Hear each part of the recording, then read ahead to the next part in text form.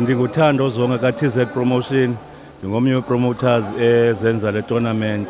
We are looking forward to kule tournament into yoba ibe success. Iibhawuti zethu zintle kakhulu, especially main bhawuti neebhawuti ze-development boxers ezininzi ezi-4 rounders. Sifuna ukuthi make sure into yoba ezintwana ziyakhula ziyazifumana ii-chances into yoba zilwe. Enye into enoyithetha into yoba ikhona itournament ezayo phaa ngo-August, into yamantombazana izawube i-main bout nguSherodini 14, but we are still kwi-plans zayo.